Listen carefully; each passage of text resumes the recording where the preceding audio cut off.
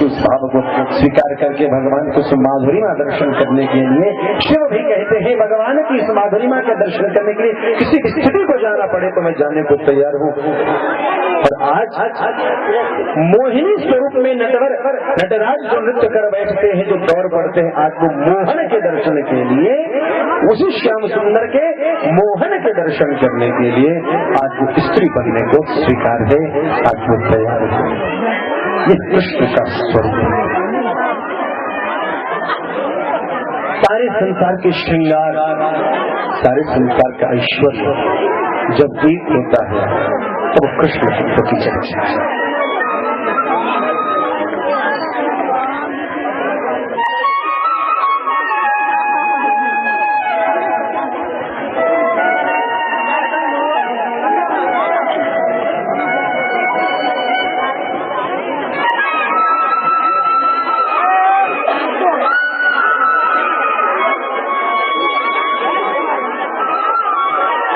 महाराज की रात्रि कहते तो एक रात है, महाराज के कई गुण तत्व हैं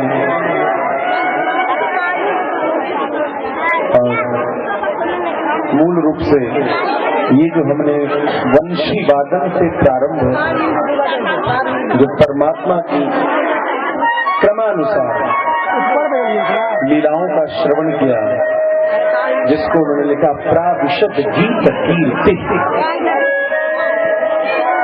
विरासत पंचाध्याय गीत कीर्ति है, इसका गायन शुकाचार्य ने सावधान किया परीक्षित करे, परीक्षित सावधान, ये जो चरित्र है परमात्मा के, इन चरित्रों को समझा नहीं गया।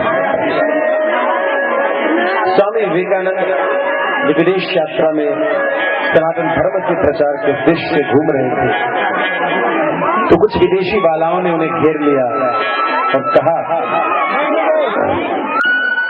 कि स्वामी जी, आप तो सन्यासी हैं, मगर आप जिस परमात्मा की पूजन करते हैं वो कैसा भोगी है, इतने सारे गोपियों के साथ राज करता है और इतनी पत्नियों को रखता है। स्वामी विवेकानंद ने कहा कि तुम्हें इस प्रश्न का जवाब तुरंत देने से पहले मुझे कुछ दूसरी बात याद आ गई, उसे सुनो, बाद में मैं इस प्रश्न का जवाब दूंगा। बढ़िया बढ़िया मनोरम सुंदर सुंदर कथानक कहने लगे, वो लड़कियां सुनने लगी और स्वामी विवेकानंद धीरे से पलटे और पीछे की ओर, पहले तो पीछे कदम से चलते रहे और बाद में घूम करके द्रुत गति से आगे की ओर बढ़ पड़े। वो सारी लड़कियां चलने लगी। तब विवेकानंद स्वामी ने कहा,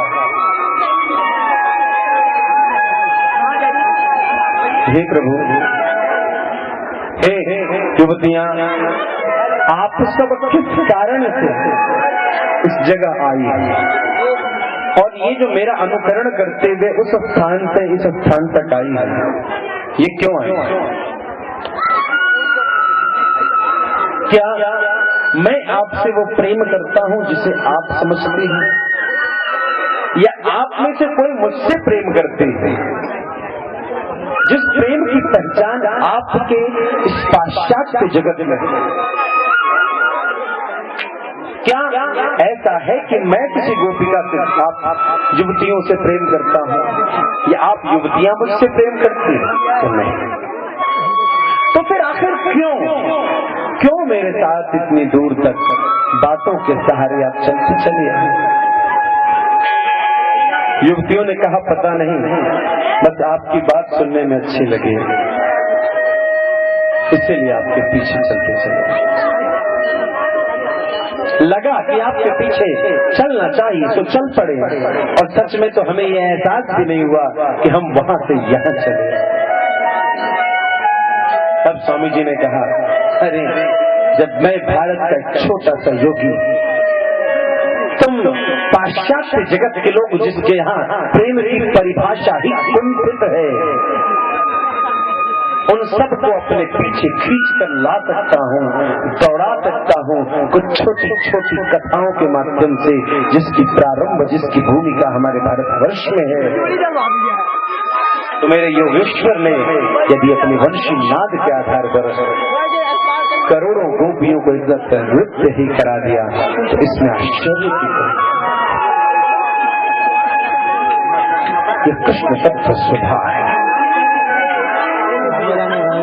आपने कहा, गोपियों ने कहा हमने पति को दिया, पुत्र को दिया, भाई को दिया, बंधु को दिया, और अति विलंघते हमने क्या दिया? देखो कृष्ण का वंशी क्या है, अति विलंघ। शरीर भी कुछ गोपियां छोड़ के चली आई, शरीर का त्याग कर। जब त्याग की ये सीमा, पति सुतान वय भ्रातृवान भवान, पति जिस पर गरिमा है, गर्व है स्त्री को, मेरा पति ऐसा है। और जब पुत्र बड़ा होता है तब, या पति कहीं से शराबी निकल जाए, कहीं से भी अपमानजनक कृत्यों में लग जाए, जुएरी हो जाए, तो पत्नी एक भरोसा करती है कि मेरा पुत्र बड़ा होगा। पति यदि किसी भी प्रकार से नालायक हो जाए तो अपने संतान पर पत्नी स्त्री गौरव करती है कि कुछ दिन की बात है, 10 साल बाद मेरा बेटा जब बड़ा हो जाएगा तो मेरी जिंदगी सुधर जाएगी।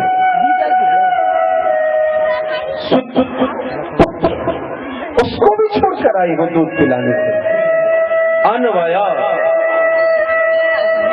जब पुत्र के बाद पोते नाते यानी बूढ़े लोग भी आए, सिर्फ युवतियां ही नहीं आई, ब्रजमंडल की युवती गोपी मात्र है, ऐसा बात नहीं, जिसके बच्चे भी हैं, नाती पोते भी, भ्रातृ।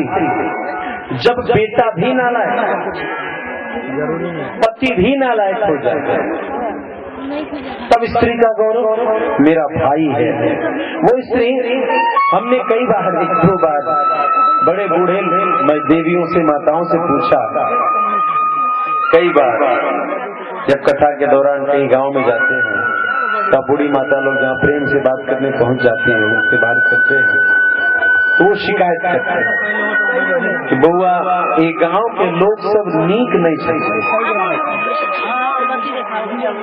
सभी माताएं कहते हैं ये गांव के लोग सब नीक नहीं चाहिए। अच्छा, कहाँ के लोग अच्छे हैं? हमर नहिरा में जे अहाँ जाते हैं वो की करे, अत्यधिक आओ भगत से, अत्यधिक सम्मान से, अत्यधिक निछाड़ से बोली, इतना सोच नहीं सके। 80, 90 साल की बूढ़ी, 15 साल 20 साल में उम्र में जिसकी शादी हुई, 70 साल ससुराल में गुजार लिया, वह भी अभी भी मायके से उसका विश्वास है कि मेरा मायका अच्छा, मेरा भाई अच्छा है, भ्रातृ ये भाई है। तो किसी गोपी के घर में कार्तिक का महीना था, भाई भी आए होंगे, बांधव, अन्य जो रिश्तेदार हैं, बहनोई है, नंदोसी है, देवर है, अति विलंघ थे, उन बंधुओं को भी छोड़ा। और गोपियां कहती हैं, कुछ गोपियों ने अपना शरीर भी छोड़ा, अति विलंघ, अति उल्लंघन कर दिया, अति सर्वत्र वर्जयेत्, सभी जगह अति का वर्जन है, मगर कहाँ नहीं। आज गोपिका गीत में वो स्थान बताती हैं गोपियां कि अति मात्र परमात्मा के प्रति समर्पण में ही सिद्ध है, अन्य कहीं नहीं। यदि तुम्हें अति भजन करना हो, ध्रुव के तरीके से अति त्याग करना हो, अति निष्ठा प्रहलाद के तरीके से करना हो, गोपियों के तरीके से अति विरह करके कृष्ण नहीं आ गए तो प्राण त्याग दूंगी, अति विरह करना,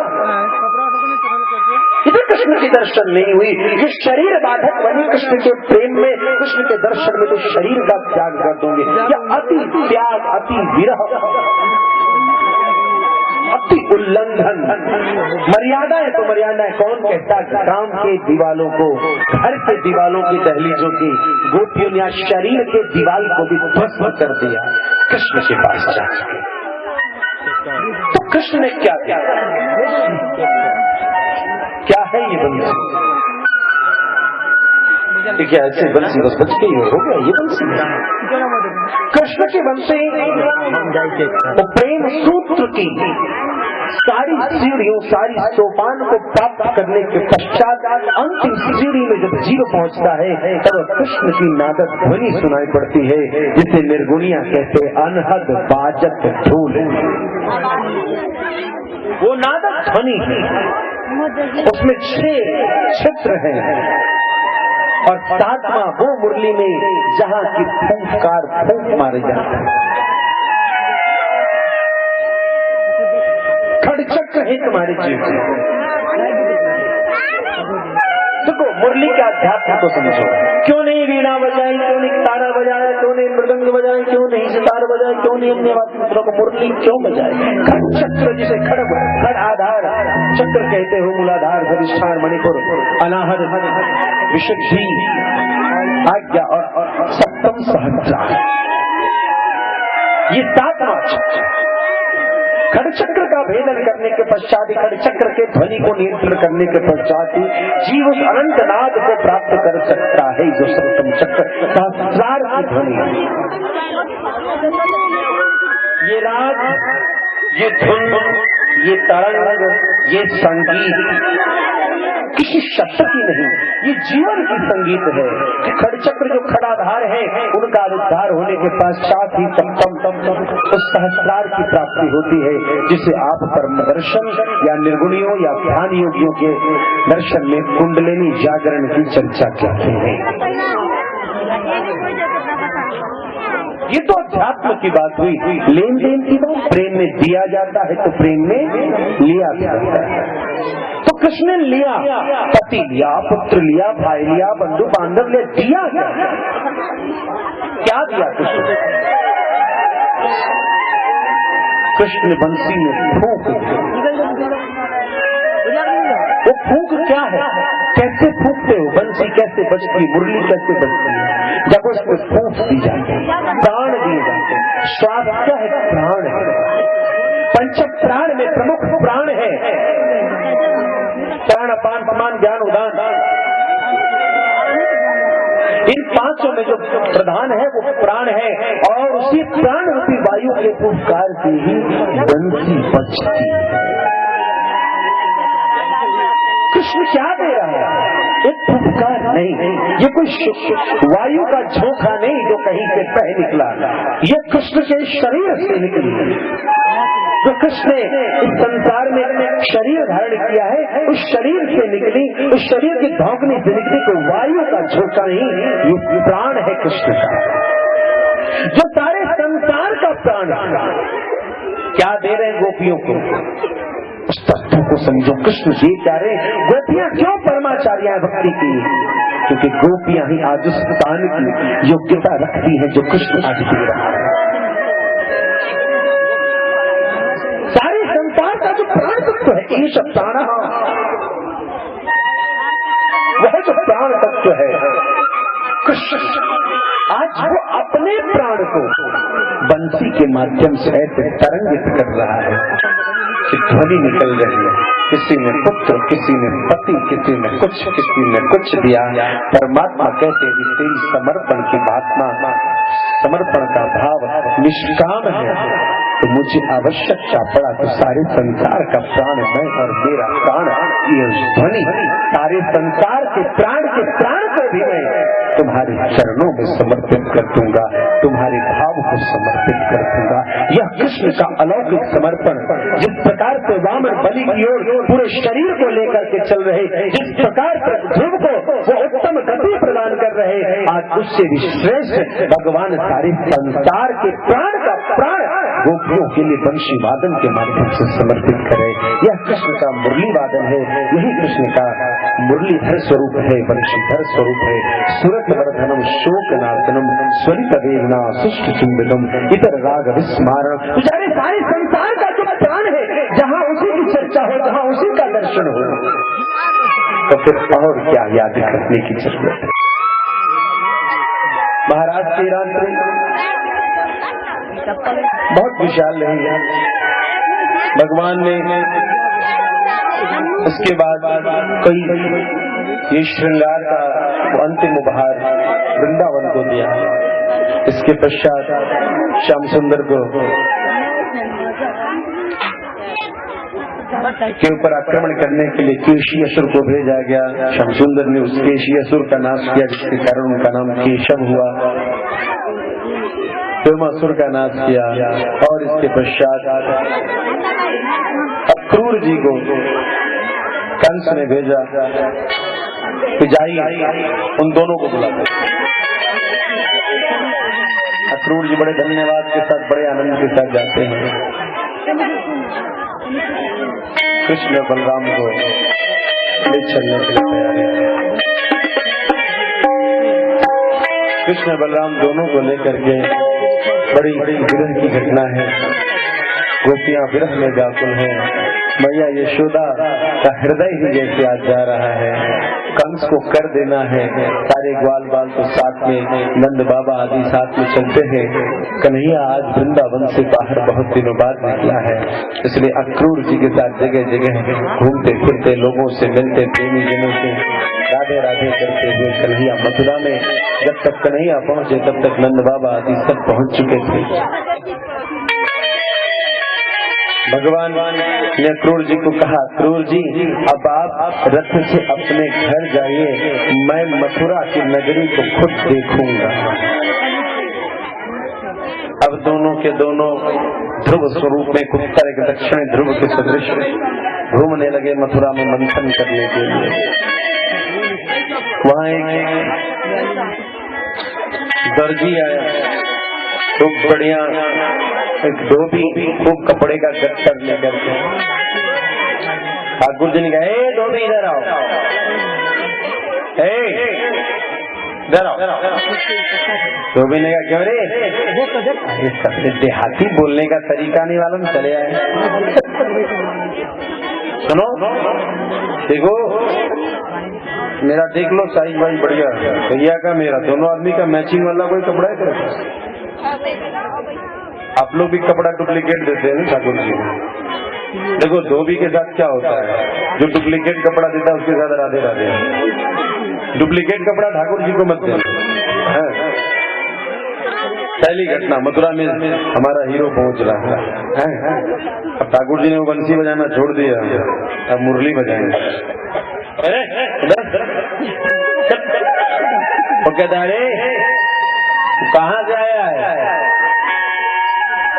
वृंदावन से आया। कपड़े दे दे मेरे लायक, बढ़िया बता। वो वृंदावन का छोरा जा घर में घुसना चाहेगा, घुस जावे करे।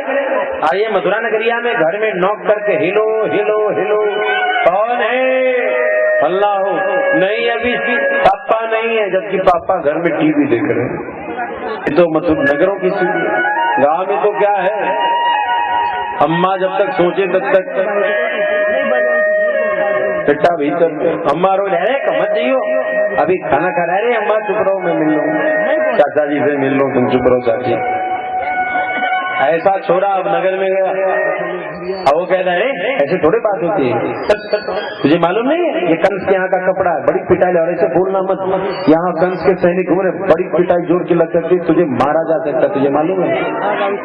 कन्हैया ने कहा, मुंह को रोकने वालों को तो मैं ऐसे रोक दिया, एक पड़ागा और सिर धड़ से अलग। राधे राधे, मेरी गति रोकने सारे वृंदावन में जहाँ चाहूँ डोरा करो, ये मथुरा कौन सी नगरी ऐसी आगे जो कृष्ण की गति रोक? अरे मैं वृंदावन का छोरा कहने को हूँ बस, मैं तो सारे संसार में जहाँ चाहूँ रमण कर सकता हूँ। वृंदावन के प्रेमियों को आनंद देने के लिए मैंने वृंदावन में अब तक वास किया। कन्हैया नहीं, एक पटाखा है जानिया, फिर धीरे से टक टक गिर कपड़े और पटरी। भैया आओ, माल यहाँ बहुत है। और जितने चेला चपाटी थे, कोई गधे के खच्चर के पीछे घूमने वाले, कोई सर्फ साबुन लेकर के धोने वाले, भागे। एक पटाखा में सर धड़ से अलग, कहीं दूसरा हमारे ऊपर लगा दो, भागे ये सब। भैया बढ़िया वाला कपड़ा, बल्लाव ने नीला वाला कपड़ा लिया, ये मैचिंग मुझे सूट करेगा। ठाकुर जी ने कहा ये पीला वाला मैचिंग। अब वो तो कंस का राज दरबार लंबा वाला कपड़ा, और नहीं आप लोग खेत में टांगते हैं बांस ऐसे करके। अब ठाकुर जी ऐसे चलने का, ऐसे चलने में जो बड़ा होगा तुम तो गिर जाएंगे, और या तो ऐसे चल रहे होंगे। देखिए राधे ही राधे, गोपियां बैठ जाइए।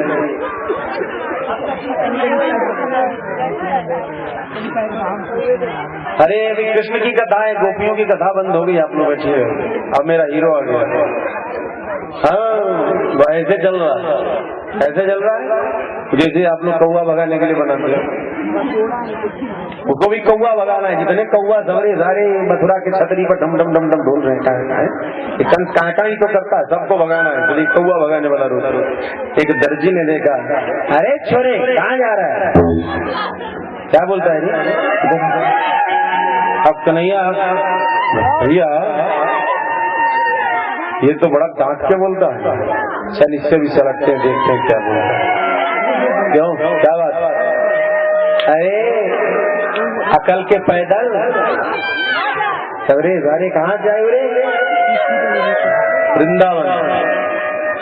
ये वृंदावन नहीं है, यहाँ नगर को नाम मथुरा नगरी है। यहाँ में थोड़ा जीत फुट झाड़ के रहो।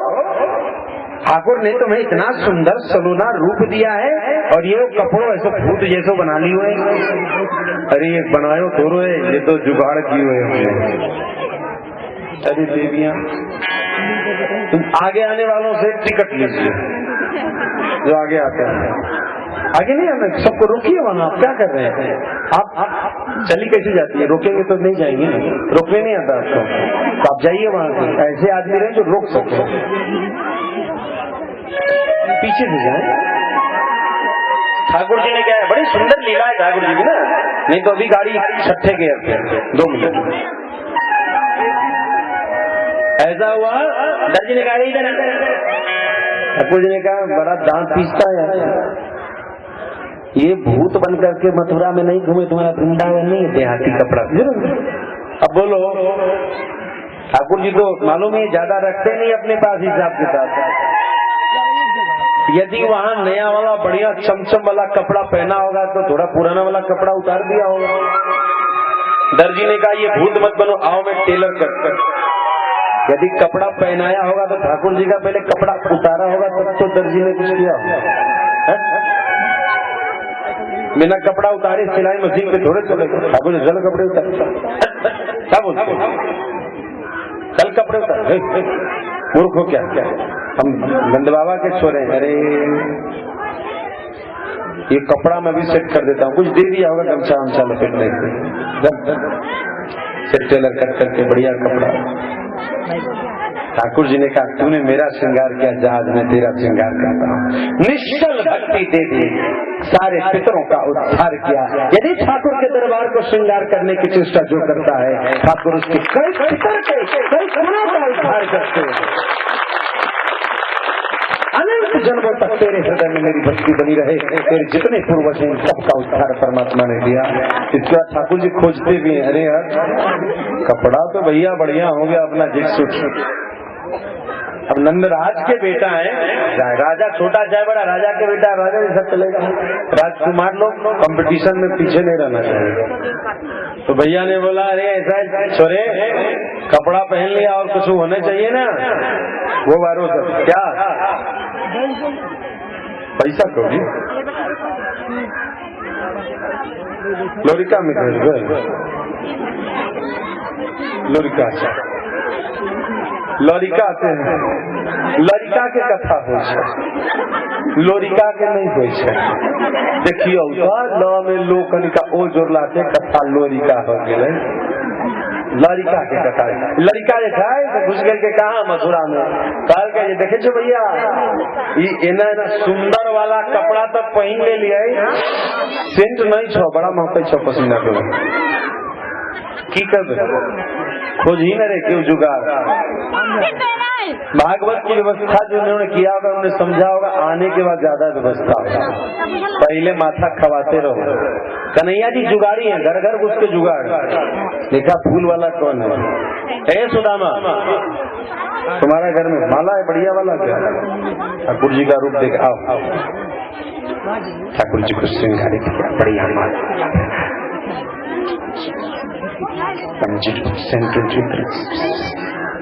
ठाकुर जी ने उसको भी कई जन्मों तक हमेशा जब भी कभी संसार में आओ मेरे चरणों में प्रति प्रेम रहे तुम्हारे पितरों का उद्धार हो तुम्हारे सारे पूर्वज वैकुंठ को प्राप्त करें ऐसा आशीर्वाद। अब एक देखने में तो बड़ी सुंदर थी लेकिन 3 जगह से चेंज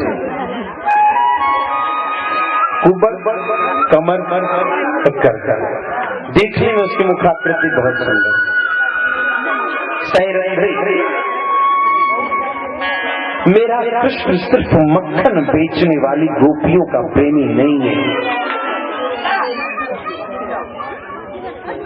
कृष्ण सिर्फ जो खिलाता पिलाता है उसका प्रेमी सैरंध्री जैसे तैसे हाथ में सुंदर पात्र लेकर जिसमें अंग राग है लेकर के चले कन्हैया ने देखा अरे सुन रुक जा कन्हैया बल्ला हुआ और समझे क्या रखा है किसके लिए रखा है कौन हो तुम मुझे नहीं जानते मैं सैरंध्री मैं कंस की अत्यंत ही प्यारी दासी हूँ कंस अपने शरीर अंगराग मुझसे ही लगवाते हैं मेरा ही पिसा हुआ अंगराग उन्हें पसंद है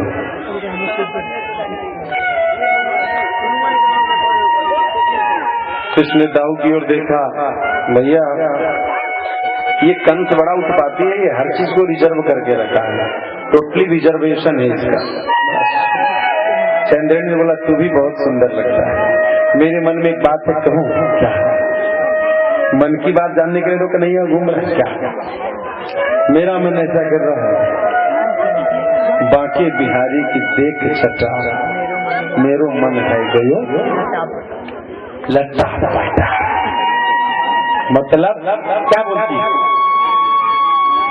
ये चंदन आज कल्टी मार देता छुट्टी मार देता इस चंदन को मेरा मन है तेरे ऊपर लगा कन्हैया ने कहा ये तो मैं खुद रहा था मेरी माँ मेरा खूब क्रीम लोशन लगाती थी यहाँ कोई लगाया ही नहीं मेरा मेकअप सूट ही नहीं हुआ अब तो साफ करके बढ़िया नाला पीला काला हरा रंग सुंदर चित्राकार बढ़िया जब सजा दिया ठाकुर जी कहते पहले मेरा श्रृंगार करो यहाँ भिखारियों की जरूरत नहीं है हमारा किच्छो नहीं देले रोहित रहा जहन देने रहा यहाँ से जान जाए no discount no sales offer only one condition एक ही कंडीशन है जैसा व्यवहार वैसा व्यापार यदि ठाकुर के दरबार को श्रृंगार करने के लिए समर्पित हो गए तो सत्य जानो ठाकुर तुझे कहने की जरूरत नहीं पड़ेगी कुब्जा ने श्रृंगारित किया कृष्ण बलराम को ठाकुर जी ने कहा अरे तू भी मुझे बड़ी प्यारी लगती है तो पहले पैर की ठोकर से पैर को मारा और पैर को मार करके टुट्टी के नीचे दोनों हाथ लगा करके उचक दिया उचक से ही वो कुब्जा तीनों जगह से सीधी होकर तीनों लोगों के भी वक्रपन को परमात्मा तीनों काल के भी दुर्गम स्थितियों को एकमात्र श्रृंगार करने से सीधा कर देता है। इसलिए ठाकुर की सेवा हमेशा ही सुंदर सुंदर फूलों से श्रृंगार के भाव से करो क्योंकि वह संसार के हर तत्व को श्रृंगारित करता है उसे कुरूपता के साथ उसका श्रृंगार नहीं करता। सुंदर जो तुम सबसे अच्छा कर सकते हो उस सैरंध्री को ये अहंकार था कि मैंने संसार में मेरा सबसे बढ़िया कृत्य जो मैं करती हूँ वही अंग राग का काम है, लेकिन उस ज्ञान के अहंकार का, उस कला का समर्पण उसने कृष्ण के चरणों में कर दिया। कृष्ण ने उसकी जीवन सुधार दिया। कुब्जा को कहा, कुब्जा जाओ, मैं आऊंगा तेरे घर समय पर। और भगवान कृष्ण वहीं से चलते हैं, धनुष भंग करते हुए। कंस की जब स्थिति आती है, कुबलिया फिर हाथी को भेजा, भगवान ने कुबलिया फिर हाथी को मारा। मल्लों का युद्ध करते हुए, चाणूर मुष्टिक आदि मल्लों से प्रहार करते हुए भगवान उन सबको अखाड़े में धूल भूषित करते हुए भगवान कृष्ण राजमहल में प्रविष्ट होकर के कंस को घसीटते हुए उस कंस का वध करते हैं, मान मर्दन करते हैं। प्रेम से कंस मर्दन भगवान। कंस के मर्दन करने के बाद सब लोग मुक्त हुए। राजा उग्रसेन को राजपथ पर अभिषिक्त किया। कृष्ण कहता है, मैं ये युद्ध अपने लिए नहीं कर रहा, संसार में यदि किसी को दंड मिलेगा तो कृष्ण का कोई स्वार्थ नहीं।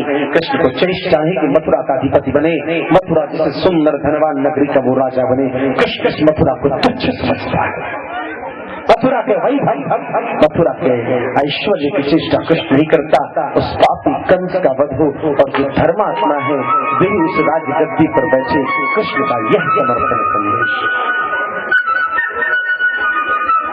भगवान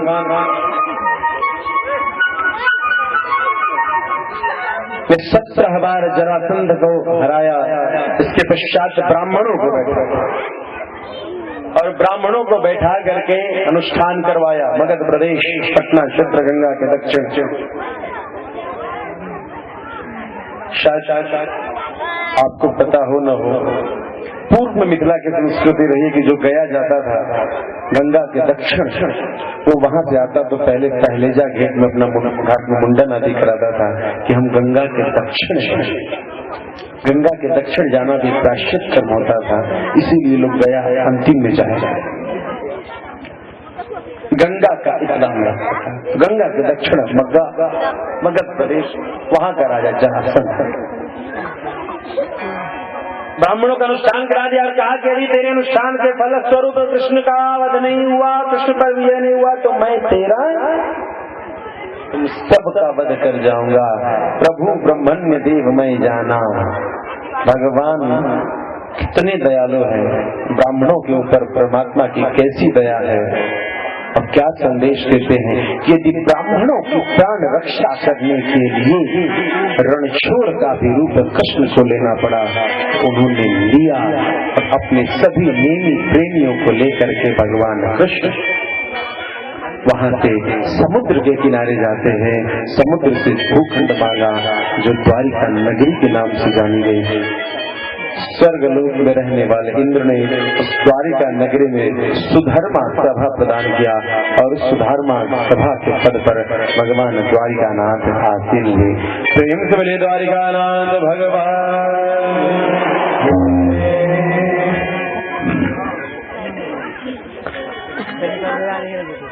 भगवान द्वारिका नगरी में अपने नगरी लोगों का सुख सुख देख रहे हैं। इधर विदर्भ प्रदेश में विदर्भ राज की पुत्री रुक्मिणी ने भगवान कृष्ण के बारे में बहुत कुछ समझा। स्वाभुवन नहीं सुंदरम, क्या सुना?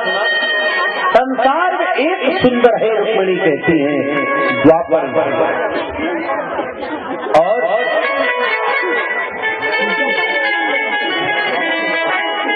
त्रेता में कहती है हाँ जग एक वीर रघुराया।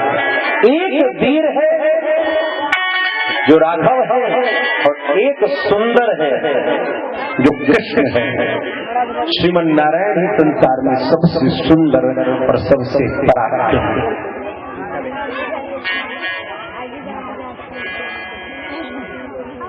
जय जय राधा रमण हरि, जय जय राधा जय जय राधा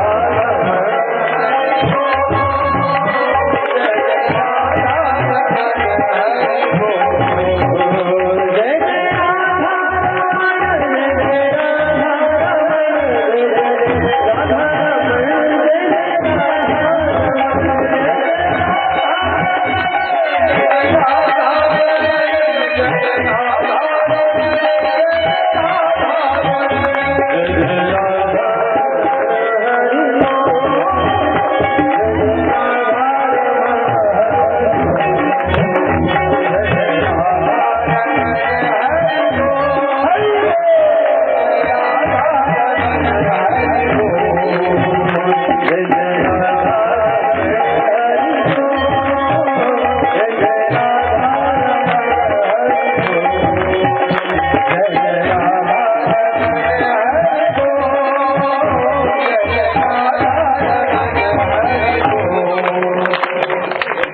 रुक्मिणी के मन में श्याम सुंदर की बहुत सारी बात है।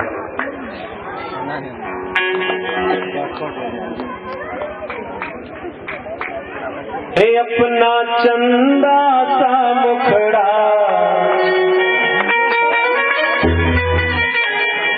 दिखाएगा कौन? सबको बोलना पड़ेगा। सब बोलने को तैयार हो कि कथा में प्रवेश करें? थक गए हो तो कथा भी समाप्त। कि अपना चंदा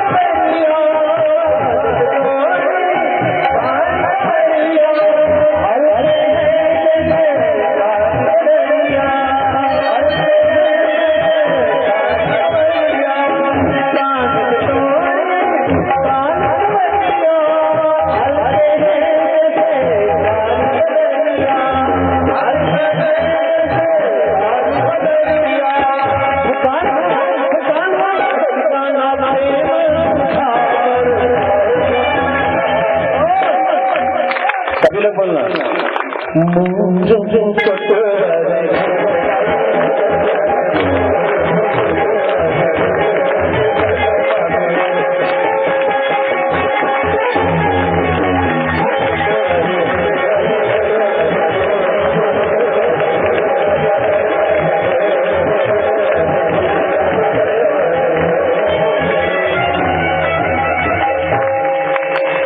चंदाओं में श्री रुक्मिणी के हृदय में भगवान कृष्ण को प्राप्त करने की चेष्टा।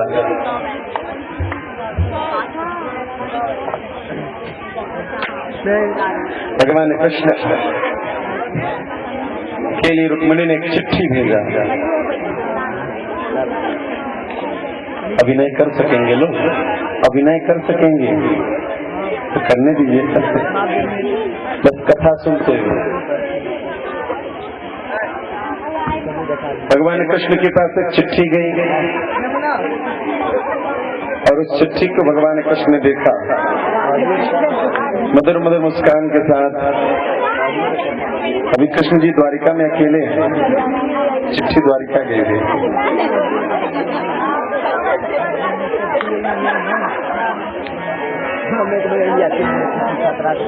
नहीं हो पाएगा। भगवान कृष्ण को द्वारिका में चिट्ठी आया है और उस चिट्ठी को भगवान कृष्ण देख रहे हैं और थोड़े थोड़े मुस्का भी रहे हैं। बल्ला हुआ है, अरे काले तेरे दांत बहुत चमक रहे हैं बेटा, क्या बात है? चिट्ठी कौन सी कहाँ से आई? दाऊ ये तेरा मैटर नहीं है, दाऊ तू थोड़ा दूर रह। अरे कहाँ का चिट्ठी, कैसा संदेशा, ये तो बता।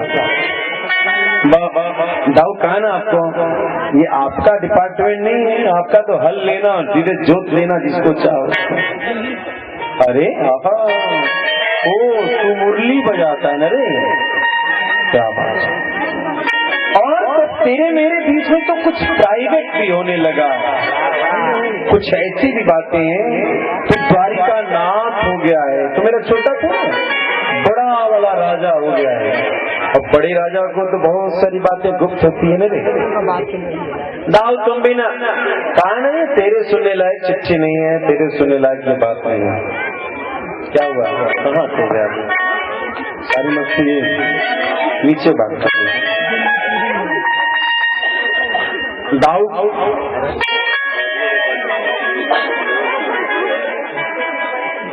तुम जो है ना हर समय दाऊ ने कहा तौर पर मैं पूछ रहा हूँ चिट्ठी में क्या है, तो बताते क्यों नहीं? और तुम्हारा डिपार्टमेंट नहीं है और तेरा वाला डिपार्टमेंट से बता तो सही। ये तू मुझसे भी भेद करता है रे छोटा, कितनी गलत बात है। मैं तेरा बड़ा कभी तेरा बुरा सोचूंगा? मना कर रहा हूँ तो सुनो क्या लिखा है। श्रुत्वा गुणान् भवन सुंदर सुंदर निर्विश्य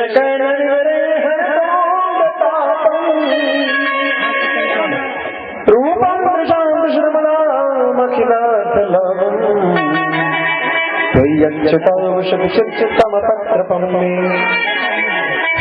भुवन सुंदर। दाऊ ने कहा अच्छा, किसने चिट्ठी लिखी? विदर्भ देश की। अच्छा अच्छा अच्छा, कहाँ उसने, वहाँ से किसने भेजा? राजा विष्णु की बेटी ने। कौन? रुक्मिणी। अरे उसका स्वयंवर होने वाला है ना। हाँ, क्या लिखा है? श्रुत्वा गुणा भुवन सुंदर। दाऊ ने क्या लिखा है? संसार में सबसे बड़ा सुंदर तुम हो। अच्छा, और क्या लिखा है? आपके गुणों को सुना हो, जो सुनने वालों को के कानों के हृदय रास्ते से हृदय में प्रवेश कर लो। और जब हृदय में प्रवेश करता है तो एक एक अंग के कर्ण विवरण हर्षों तापम, कान के रास्ते से आपका तव कथामृतम तप्त जीवनम, गोपी गीत में कहा तुम्हारी कथामृत तप्त जीव तपिश को दूर करती है। रुक्मिणी यही बात कहते हैं कि तुम्हारे गुणों की चर्चा जब कानों से होकर के हृदय में जाती है, हर तो अंग तापम, हर अंग की तपिश को दूर करते हैं। रूपम दृशा दृशितम ताम अखिलार्थ लाभम, जन्म जन्म की जलन बुझा देती है। और अपने रूप सौंदर्य को जो नेत्र वाले जीवों के नेत्र के लिए धर्म अर्थ काम मोक्ष आदि जो समझ रखे हैं, इनके फल और स्वार्थ परमार्थ सब कुछ यही है। सुन करके हे अच्युत, मेरा चित्त जो है त्वयि अच्युत आदिशति चित्तम अपत्रपम में, मेरा ये चित्त जो है सब कुछ अपत्रपम, किसी भी चीज को नहीं पकड़ा है, आपके चरणों में समर्पित है। हे प्राणनाथ, यज्ञांग पंकज रजस्नपनम महांतो वांछत उमापति वात्मा तपोपहत्यै, उमापति महादेव भी जिसके चरणार विंद के धोवन को अपने मस्तक पर अपने तपिश को दूर करने के लिए चाहते हैं। यद्यम बुजाक्षण लभे भवत् प्रसादम जह्या मसुरवत कृशांछत जन्म भी जाता। यदि मैं आपका वह प्रसाद, आपकी वह चरण कमल नहीं प्राप्त कर सकी, तो व्रत द्वारा सत्य कहती हूँ, इस शरीर को मैं नष्ट कर दूंगी। व्रत कृशांछत जन्म भी साथ, सैकड़ों जन्म क्यों न लेना पड़े, मैं कभी न कभी तो आपको प्रसाद रूप में, पति रूप में अवश्य में वर्ण करूंगी। आपके सिवा मैं किसी और को पति रूप में वर्ण नहीं करूंगी। ठाकुर जी मुस्काए जाए। बलदाव ने कहा, क्या मतलब निकला इस चिट्ठी का? दाऊद इसीलिए तो कहा तेरा मैटर नहीं। इस चिट्ठी का सीधा सीधा मतलब है क्या कि मैं जाऊं और रुक्मिणी को आपकी बहू रूप में द्वारिका में ले आऊं। दाऊ ने कहा मतलब तो कहना क्या चाह रहा है? तुझे न्योता मिला है क्या? राजा ने न्योता भेजा? न्योता नहीं भेजा है, धमकी है। यदि नहीं आओगे तो वो आ जाएगी। अरे ये कौन सी बात? कहाँ लिखा हुआ? अरे उसने कहा ना कि मर जाऊंगी, भूत बन के आएगी। कहती है कि या तो प्राण के साथ ले चलो या इस शरीर को छोड़ दूंगी। कृष्ण तो कहना चाहता है, तुझे मालूम है वो किस स्थिति है? वहाँ शिशुपाल है, वहाँ रुक्मिणी है जो तुझसे बैर करता है। कृष्ण कहते हैं भैया तुम क्या चाहते हो? कोई प्राण दे रहा हो, कोई मर रहा हो, और मैं उसे मरने दूं? मेरे रहते मेरे कारण कोई मर जाए या क्या मुझे शोभा देगा? नहीं, या मुझे शोभा नहीं। क्या कर? अतः भैया मैं इस कलंक को स्वीकार नहीं कर सकता। मैं जा रहा हूँ विदर्भ देश। दाऊ ने कहा कन्हैया अकेले जा रहे हैं? तुम चलो, पीछे से पूरी सेना लेकर आते हैं। दाऊ पीछे से पूरी नारायणी सेना लेकर चले। भगवान कृष्ण वो ब्राह्मण संदेशा लेकर पहुंचाया। उसने रुक्मिणी को इशारे से कह दिया कि भगवान कृष्ण आएंगे और गिरजा पूजन के समय तुम्हें तुम्हारे निर्देशानुसार तुम्हें यहाँ से द्वारिका ले जाएंगे। बड़ी संतुष्ट आनंद। इधर भगवान को स्थान मिल गया, पिता को भी बड़ा आनंद है क्योंकि द्वारिका नाथ को निमंत्रण देने की चेष्टा थी, इच्छा थी, किंतु रुक्मी पुत्र मोह के कारण उन्होंने ऐसा नहीं किया। भगवान स्वयं बिना बुलाए चले आए हैं तो बड़ा आनंद है पिता को, और पुत्र के मन में आनंद की बौछार है कि द्वारिका नाथ आ गए। अभी तक तो अनमनी सी सच थी। रुक्मिणी ने अब अपनी सखियों को बुलाया। अरे सखी, ऐसे वर को क्या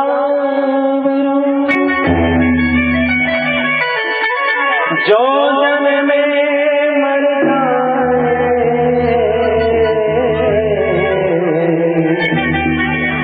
बड़ी गिरधरलाल को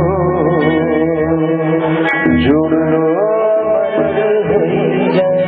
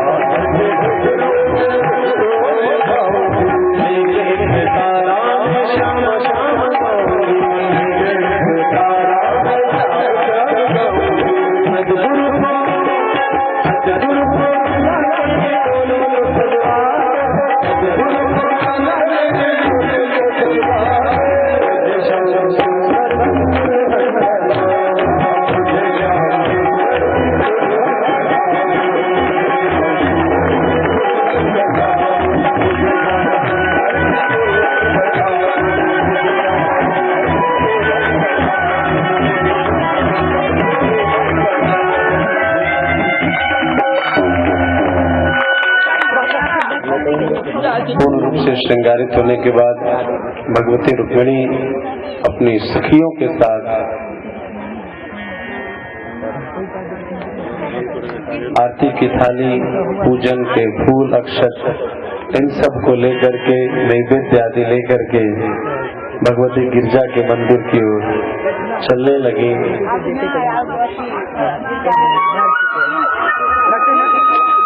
और गिरजा मंदिर में गई।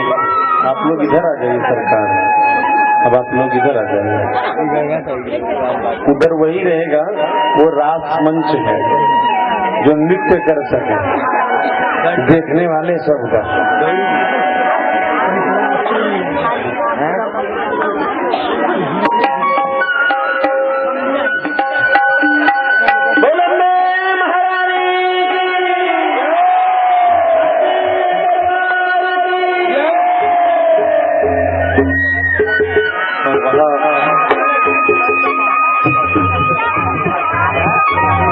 भगवती रुक्मिणी अपनी सखियों के साथ गिरजा पूजन के लिए गिरजा मंदिर को गई।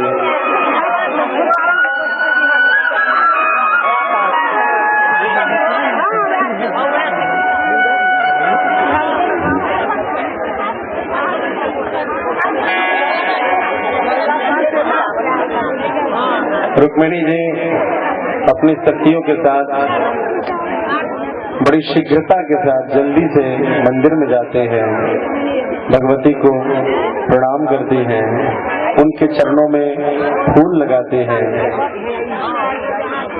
और भगवती से वरदान मांगती हैं कि हे भगवती, जिस प्रकार से मैं आपके चरणों को फूलों से सजा रही हूँ, ठीक उसी प्रकार से आप भी मेरे जीवन में आ रही विघ्न बाधाओं को दूर करें और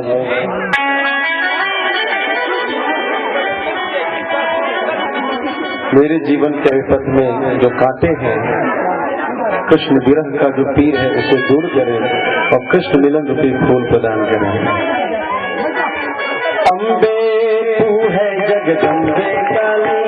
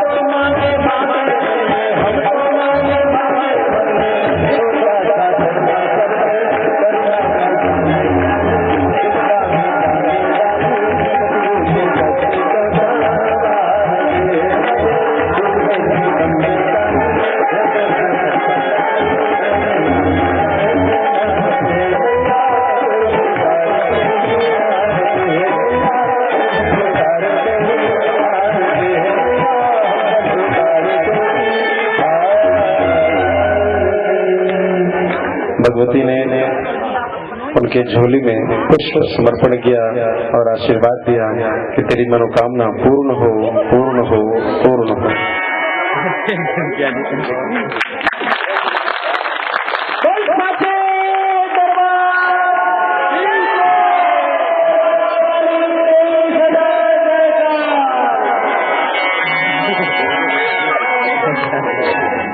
मैया से आशीर्वाद लेने के बाद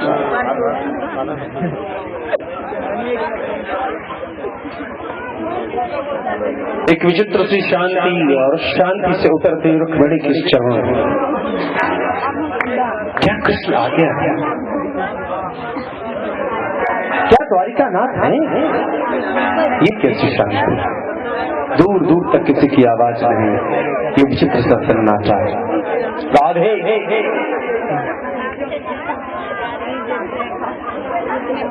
ये कैसी सन्नाटा है?